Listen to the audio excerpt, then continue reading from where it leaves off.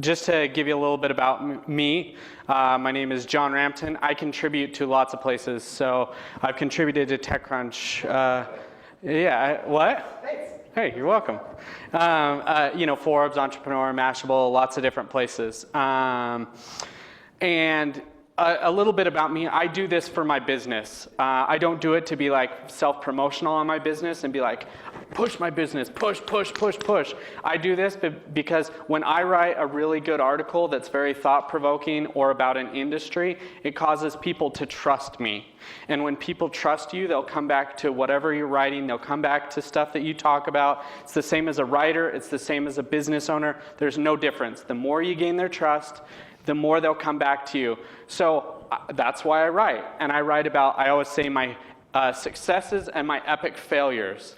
You know, I've had lots of successes in my life. I've sold companies for tens of millions of dollars, but I've also crashed companies for tens of millions of dollars and failed. I was the guy in the room that laid off 78 people. It was the worst day of my life because I couldn't pay any of them.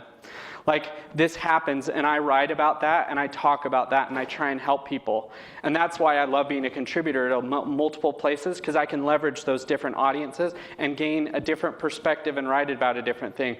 I know listicles, for example, don't work on TechCrunch. They're not good, but they work fabulous for other places, just like certain things work for different publications. So just know that with listicles and things like that.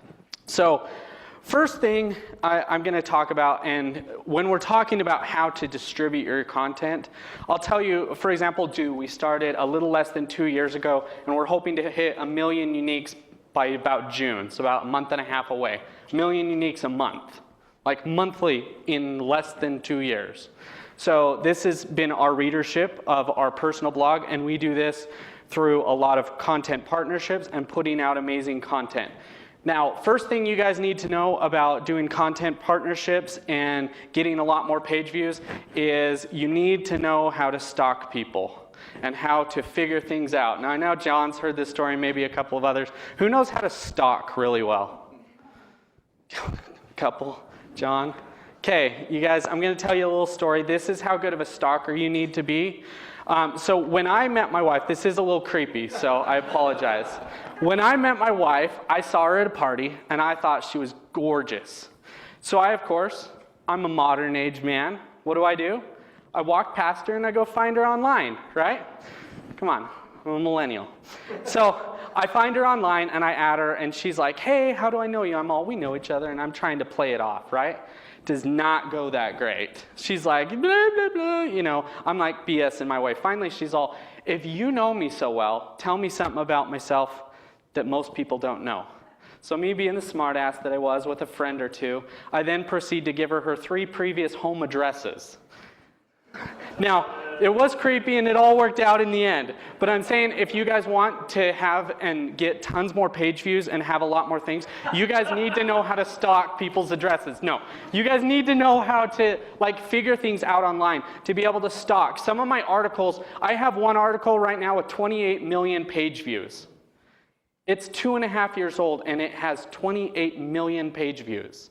I have several other, I probably have 10 or 12 articles with 10 plus million page views. It's because I've stalked the publication, I've found what works, and I've stalked what people are searching online through Google Trends, through other social trends and stuff like that, and I know what they're searching for. So I'm going to write an article, and then I'm going to talk with the publication to syndicate it out to as many places as possible and get as many places linking to it as possible with keyword links so that that post will rank.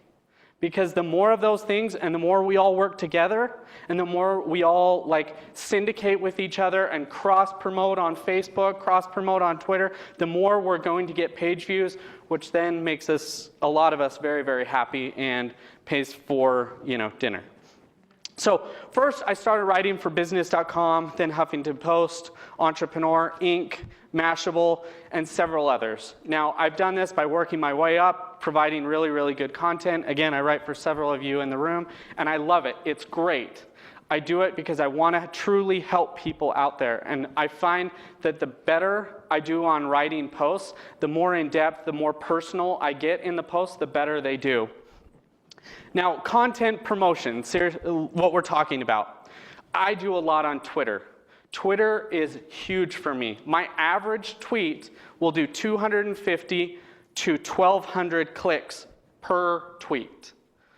Now, I built that up over time. It didn't happen overnight. So I'm tweeting 24/7, which I have a little bit of a process. I connect an RSS and know what works. I'm typically tweeting at least 18 times a day.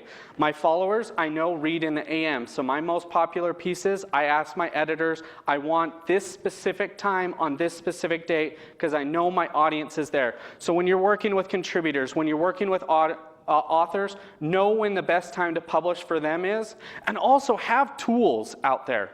For example, there's publications, some in this room, won't name names, but I have no clue when a post goes live.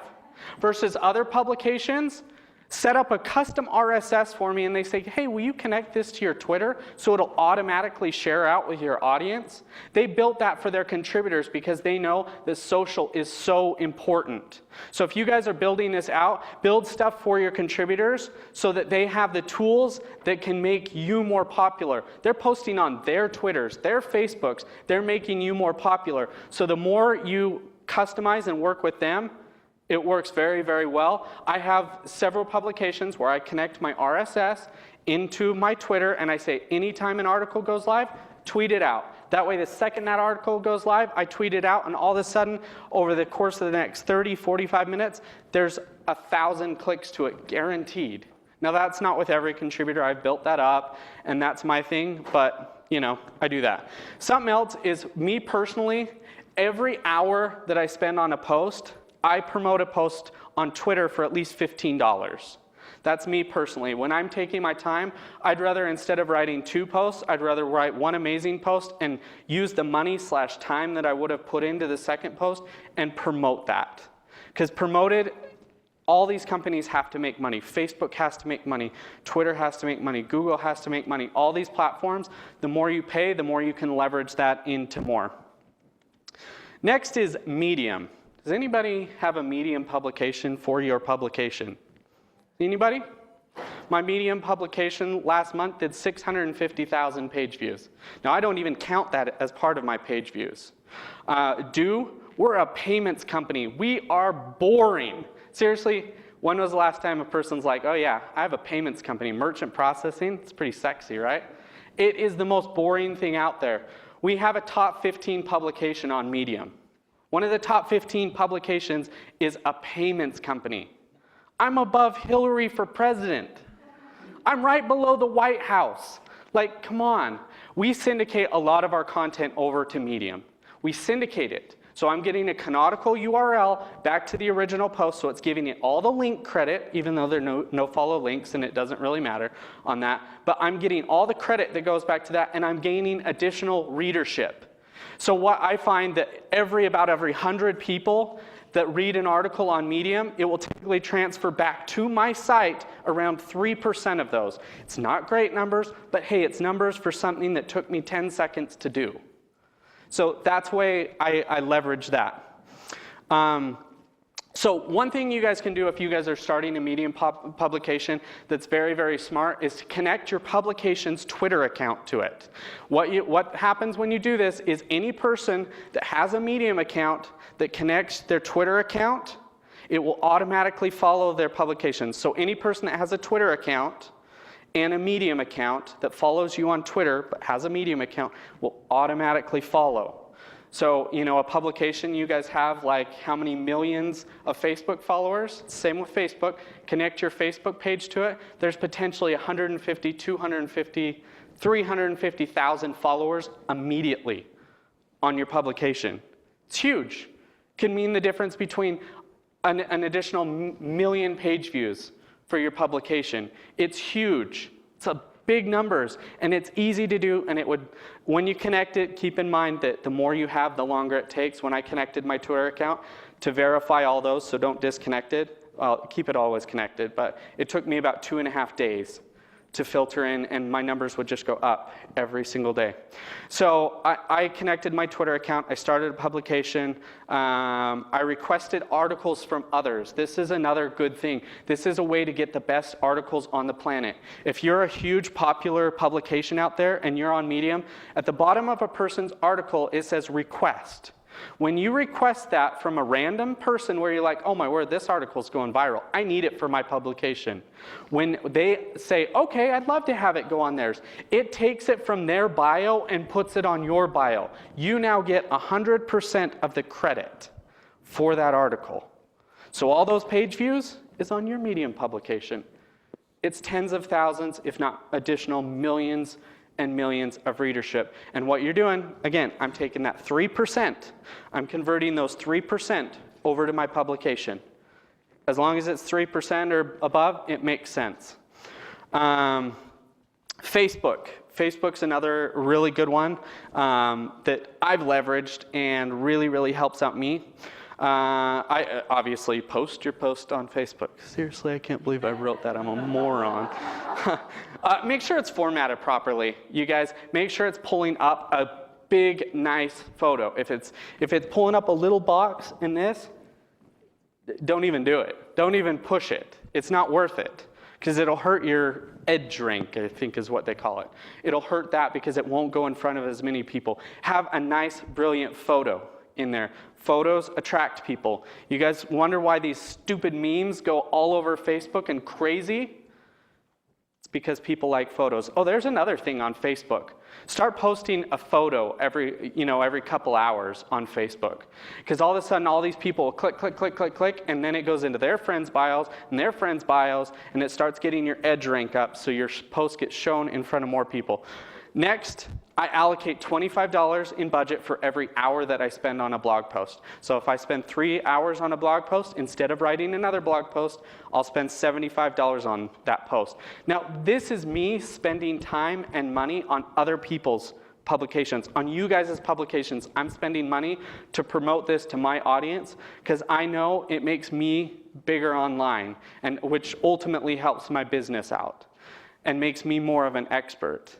But keep in mind, this is a publication that paying for promoting pieces, maybe accept 1 or 2 less pieces, and instead of spending time on that, the 1 or 2 hours that you would, accept 1 less and spend that money in other places. Now, one thing, don't be annoying when you're doing it. There's lots of people who are extremely annoying. When they're posting things online, they sit and post over and over and over the exact same thing, and it gets very annoying, and it actually will hurt your rankings on these social networks, especially on Medium. It's doing the exact same thing. I've had enormous growth on Medium, enormous on Twitter, enormous on Facebook. Those are my horses. Those are the ones that do best for me. I haven't found other ones that do very, very well. For me. Next is syndication. Who syndicates with partners in here? Okay, so there's only like 4 hands in here. If you guys aren't syndicating with other partners, you guys are not leveraging yourselves properly. Syndicate with as many people. You guys know what syndication is, right? It's taking this piece of content and putting it on these guys' site. So if you're johnrampton.com and I want to syndicate it to johnhallsite.com, he's saying this post was original. He's put in a real canonical tag, which is a little bit of an SEO term. Sorry, it's nerdy, I know. I'm saying this post was originally attributed to these people, to this website and a specific URL. And then every single interaction that comes through this post will show up on this one. So if there's social clicks to it, if there's likes from, say I'm syndicating it, right now we syndicate, like Do syndicates with a lot of different people. So when I syndicate to NASDAQ, any person that shares that socially on NASDAQ, it will show up on Do.com's site, because it's properly syndicated with the proper tags. This has helped us leverage our audience, gain lots of links to our site as well. Inbound links to this specific post are really, really good as well, because it shows Google that, oh, these guys are working with other people and have partnerships other places, so it's then promoting that even more heavily. I can't stress enough, like syndication, it helps your articles rank a lot better. because other people are linking to it, other people are noticing it, and it's leveraging those two audiences for yourself. Some of the bigger publications do this. I know that me as a contributor, I work with several publications and I say, hey, here's a specific piece. Can you syndicate this to this place or this place? Because I know those are the best audience for that, and it will provide the best trackback for Google, so it attributes it in the best way. So again, that comes back to stalking. Know your content, know where it's coming from, where it's going, and what can help it out the best. So that's everything, guys. So questions for John. You know, I think it's really interesting because we have a couple of different kinds, I'm just guessing, a couple of different kinds of people in the room. Journalists, how many journalists do we have? How many people who identify as journalists? Okay, so out of your group, I'm wondering how many people feel really comfortable engaging in the number of things that John does. And once you raise your hand, I'm coming to the microphone, with the microphone to you. And who doesn't? And if you don't, I'm curious as to why. The reason that I it's really not a question, but is that I think that journalists are uncomfortable with some of this sort of really engaged promotion of content. Would you agree with that? Yeah, completely. But at the same time, why are you writing a piece? You're writing a piece to get people to read it. The more people that read it, the more successful the piece is. So why would you not promote the hell out of it? Anybody want to jump in on that part of the conversation right now? Because I think that you guys can bash me. I get it all the time. Don't worry. For me, it's the elephant in the room, which is that journalists sometimes have a hard time. By the way, don't use your personal money to promote it. Use your company's money. Well, there is a scale issue with that, isn't there? There's a scale issue, but yeah. I found a lot of useful things in your presentation, but I think what makes me uncomfortable is the fact that my success is measured only by views. As a journalist, I want my content to drive the views, not the views to drive my content. Correct. Yep. You know, and so that's the reason why I wouldn't engage in some of the things that you've mentioned. Yeah. No, I agree with that. I want it to as well. But what if it doesn't, and it's the most brilliant piece out there, and it goes nowhere? Well, and I want to give it the best way that I can, and if it means I have to pay a little extra money or promote it out there as much as I can, and Sheaver said whore it out a little bit. He's not a whore, by the way. He's a very gentle man. But it's to a fault sometimes, I think, because I know exactly what you're saying, and it's like I get it. I don't want the audience, I don't want the tail wagging the dog, and yet clearly this is working. This is a strategy that you have that is tried and tested and works. Yep. And I think there are a lot of journalists. It doesn't always work. It really doesn't always work, but it does work some of the time. It's just like when we write a piece. A lot of pieces don't work, but then there's those ones that do. And those are our awesome ones. So I mean, think of content like a baseball game or cricket or whatever sport out there. The more times you get up to bat, the more your content will do amazing. So sometimes you're going to hit a double, sometimes you're going to hit a single, sometimes you might get a home run. But what are the chances? The people who consistently get home runs have been in it for a while and are promoting themselves out a lot. Yeah, no. I'm a local outlet, right? Local public radio station. So for me, it's it makes me think of the Arrested Development thing where it's banana, buck. Yeah. It's because we don't, she's throwing bananas in the trash, because we don't monetize our web content as much. But part of that is our audience, the how big our audience could possibly be, right? We're covering local news, and unless we totally shift our model, So part of it is knowing the audience, right? And understanding what your possibilities are. Because for us, 100%. For the mission that we have as a public radio station, it doesn't always match what we're, I think, correct. To Jim's point. Yeah, agreed. I think it's just a great presentation, first of all, and I loved it. And for me, as a guy who was 20 years a news guy and now is in Stratcom, this is the thing. You got to make money. Yeah. Something you guys I appeal to a much younger audience, right? I don't appeal to an older audience. So take that, with a grain of rice. I will say though, do you guys know how many people, what percentage of the population under 33 years old? What the population is under 33 years old? It's more than 50% of the population of the world is 33 years old or younger. 50+%. So start appealing to that audience as much as possible. John Rampton, thank you very much. Thanks, really guys. appreciate it. All right.